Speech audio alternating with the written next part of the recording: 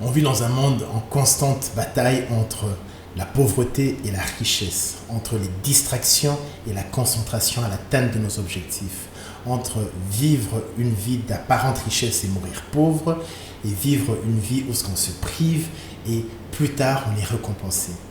Aujourd'hui, je vais vous parler des 7 actions à ne pas faire, à éviter si on veut atteindre rapidement notre indépendance financière. Mon nom est Serge Léane, je suis votre coach financier. Alors, la première action à ne pas poser ou à faire très attention, c'est d'acheter une grande maison. Lorsqu'on débute dans la carrière ou qu'on est avancé entre carrières, la maison est une dépense qui est très importante. Je dirais même la plus grande dépense au niveau de notre budget.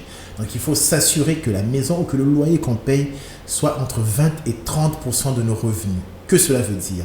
Ça veut dire que si vous gagnez par exemple 2000 dollars, votre maison ne doit pas excéder 400 dollars. C'est sûr que dans certains coins, dans certains pays, 400 dollars, c'est très peu. Alors, qu'est-ce que vous pouvez faire pour remédier à cela? C'est de pouvoir sous-louer votre chambre, par exemple, avoir un colocataire, quelqu'un qui va vous payer pour rester dans votre chambre, ou sous-louer votre sous-sol si vous avez une maison, quelqu'un qui va rester dans le sous-sol et qui va vous donner de l'argent. Comme ça, vous pouvez augmenter vos revenus et respecter ce ratio de 20%, maximum 30%. On connaît tous des gens qui ont été dans l'extravagance autour de nous et qui ont fini en faillite. Pour le cas l'un des cas les plus célèbres, c'est un boxeur, Mike Tyson, qui a fait pendant sa carrière plus de 600 millions de dollars et après, zéro dans son compte bancaire. Il menait un train de vie effréné.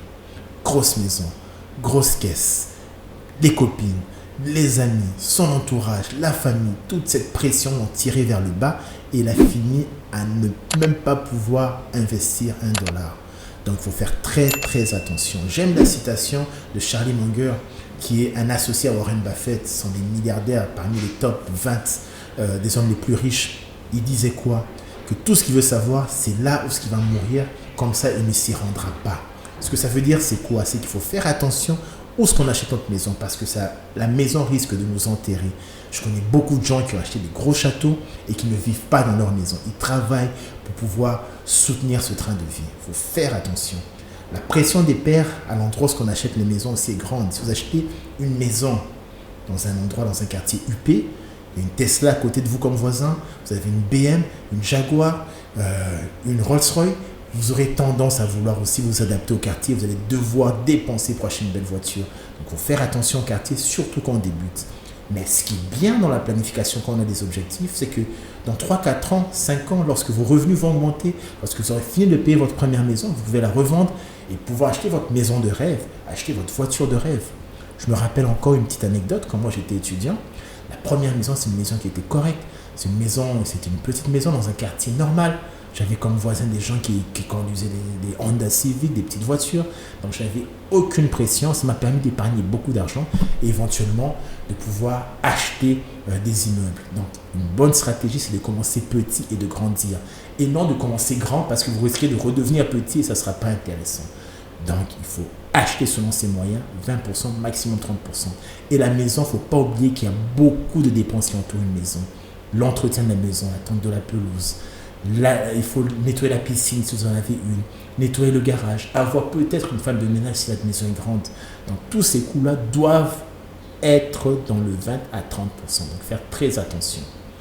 La deuxième chose sur laquelle il faut faire attention, c'est les autos, les chars, les voitures. Il faut faire très attention. Il ne faut pas commencer par acheter une grosse caisse, une grosse voiture de luxe, une BM. Les paiements seront extravagants, 900, 1000 dollars par mois, c'est énorme. Et je connais beaucoup de jeunes qui rentrent dans ce piège-là, qui tombent dans ce piège. Il faut commencer petit. Pour une anecdote, quand j'étais encore étudiant, j'ai acheté ma première voiture, 1000 dollars, une Mazda. Et mon épouse se moquait de moi. Je suis sûr qu'elle ne m'a pas aimé à cause de ma voiture. Elle l'appelait la balafrée. Cette voiture avait tellement de cicatrices, je vous promets. À un moment donné, le tuyau d'échappement est tombé. Mon fils avait honte que je ne le prenne avec ce véhicule. Mais écoutez, c'était des sacrifices à faire. Je l'ai utilisé. Après, j'ai changé de véhicule. Aujourd'hui, je suis dans une voiture de luxe. Tout cela m'a permis de me positionner présentement pour vivre mes rêves. Donc, il faut faire des sacrifices. Je ne vous demande pas d'être aussi extrême. Vous pouvez acheter un véhicule peut-être un peu plus décent, faire des meilleures économies. 2000, 3000 dollars, on a des bons véhicules qui coûtent peu en entretien, peu en assurance, peu en gaz. Quand on pense à Honda Civic, on pense à Toyota, on pense à Mazda. Donc des voitures qui sont fiables, sur lesquelles vous payerez moins en essence, moins en assurance, moins en entretien et qui sont fiables dans le temps. Donc assurez-vous d'avoir un petit véhicule et éventuellement, lorsque vous aurez épargné, allez vers un gros véhicule. Généralement, on demande à ce que le véhicule soit 10%, je dirais même 5% de votre revenu. Si vous gagnez $2000, cherchez à tout faire pour que vos paiements de véhicule, si vous le financez, maximum 4 ans, si vous financez votre véhicule, qu'il soit de 100, maximum $200, donc 10% de votre revenu. Mais je vous dirais encore mieux, épargnez votre argent et puis achetez votre premier véhicule. Donc vous économisez votre argent, vous achetez votre premier véhicule, vous n'avez aucun paiement à faire. Deuxième, c'est l'auto. Troisième, ce sont tous ceux qui entourent les copines, les copains. Mes amis, la jeunesse, où on a des adultes aussi qui sont restés jeunes dans leur tête. Faites attention. Les copines, les copains, je ne parle pas des époux en devenir ou des épouses en devenir, des mariés femmes. Je parle des copines. Enchaînez les conquêtes. Les célibataires, ou même ceux qui ne sont pas célibataires, enchaînez les conquêtes. Il faut faire très attention. Très grosses dépenses. Quand vous avez une grosse caisse en plus, les conquêtes, vos copines s'attendent à ce que, et les copains aussi, s'attendent à ce que tout match. C'est-à-dire quoi? Vous allez faire des cadeaux qui vont ressembler à votre voiture, à votre train de vie, à votre maison. Vous allez devoir payer les restos. Vous allez devoir... Donc, le train de vie, tout d'un coup, monte. Le budget n'est plus respecté. Et à ce moment, on tombe dans l'émotionnel. L'argent est flambé. Il faut faire extrêmement attention aux copines. Quatrième point, les restos. Et ça suit logiquement un peu, quand on parle de copines, on parle restaurant. Restaurant, même pour la famille, il faut faire attention, ce sont des grosses dépenses. Pourquoi ne pas essayer de prendre des repas et faire des repas à la maison, les préparer au lieu d'aller tout le temps dans les restaurants? Je pense au McDo, je pense à tout ce qui est fast-food. On peut se nourrir à la maison sainement. Et de temps en temps, on se permet d'aller au fast-food, on se permet d'aller à un restaurant chic pour certaines occasions, mais il faut planifier que tout soit dans un budget.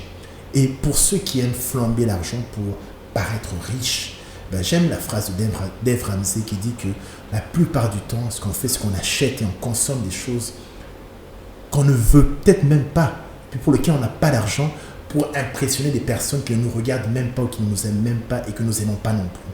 Donc il faut faire très attention quand nous consommons intelligemment, stratégiquement. On se prive aujourd'hui pour profiter demain. Donc ce qui veut dire que lorsqu'on consomme, lorsqu'on va à des restos, c'est bien d'aller dans des restos, dans des chics restos si vous aimez ça, mais consommez selon vos moyens. Vous pouvez prendre un thé, il faut prendre une boisson et vous sortez, pas claquer les bouteilles comme ça et faire comme si, paraître comme si on était riche alors qu'on ne l'est pas du tout. Cinquième habitude, les habits. Tout ce qui est habits, griffé, il faut faire attention, surtout si on n'a pas encore les moyens. C'est un item de dépense qui peut vite flamber. Quand je parle d'habits, je parle de sacs, je parle de montres, je parle de tout ce qui a trait à notre habillement, à notre paraître. Les gens aiment paraître. Les gens aiment être beaux. Moi aussi, j'aime acheter des choses, mais il faut le faire stratégiquement. Pour ceux qui sont au Canada, qui connaissent le site Kijiji, vous pouvez acheter des choses d'occasion là-dessus. Je me rappelle, j'ai acheté une chemise qui coûtait $300 sur un site où les gens revendent des habits qu'ils ont achetés. À $50, je l'ai acheté. Donc, il y a des façons de pouvoir bien s'habiller, être propre, être chic à des prix abordables. L'autre habitude, c'est l'entourage, les actions. Il faut faire attention à l'entourage qui nous côtoie. On dit qu'on est la moyenne des 5 personnes qui nous côtoient. Donc, si votre entourage est bas et médiocre, vous êtes médiocre. Si elle est très élevée en éthique, elle est supérieure, vous êtes supérieur. Donc, faites attention à ceux qui vous entourent. Ceux qui vous entourent influencent votre façon de penser. Il faut faire attention parce que, surtout aux anciennes personnes qui sont là dans votre entourage, si vous remarquez que vous ne changez pas, c'est qu'il y a un problème. C'est que peut-être que c'est votre entourage qui est le problème. Peut-être que ce sont ces vieux amis, un peu comme des vieux habits qu'on a toujours aimés quand on était au collège, et puis on a grandi avec, puis on ne veut pas s'en séparer. Peut-être que ça, il vous freine. Donc il va falloir peut-être prendre une décision, les laisser pendant un temps. Lorsque vous aurez atteint vos objectifs, vous viendrez les reprendre. Donc très attention avec les amis, il faut bien savoir s'entourer. Et quand vous êtes le plus intelligent de votre groupe, c'est que vous n'êtes pas dans le bon groupe. Alors choisissez vos amis avec beaucoup de stratégie, avec beaucoup d'intelligence. Et la dernière chose, la septième et non la moindre, c'est tout ce qui a trait au tourisme, au voyage. Vous pouvez vous offrir des voyages. Vous pouvez même faire le tour de votre ville, de votre quartier, à moindre frais, quasiment gratuitement. Il y a beaucoup d'activités qui sont organisées dans nos villes. Profitons-en. On n'a pas besoin d'aller à Cape Town, en Afrique du Sud. On n'a pas besoin d'aller à Cuba. On n'a pas besoin d'aller à Paris. On peut faire du tourisme chez soi à moindre frais. Bien sûr, si vous avez les moyens de vous permettre d'aller à Cape Town, en Inde ou ailleurs, faites-le.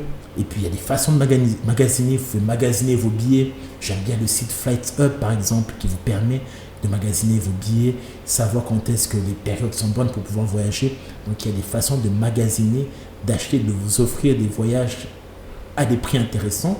Et puis, vous pouvez planifier. Ça peut ne pas être tout de suite, mais ça peut être dans 2 ans, dans 3 ans, et vous épargner. Donc, il faut faire très attention à cela. L'ego, souvent, au niveau du budget, n'a pas sa place. Assurez-vous de maintenir, de maîtriser vos budgets pour que plus tard, vous ayez à vivre vos rêves. Donc, c'était les 7 actions qui vous maintiendront dans la pauvreté si vous continuez à les appliquer.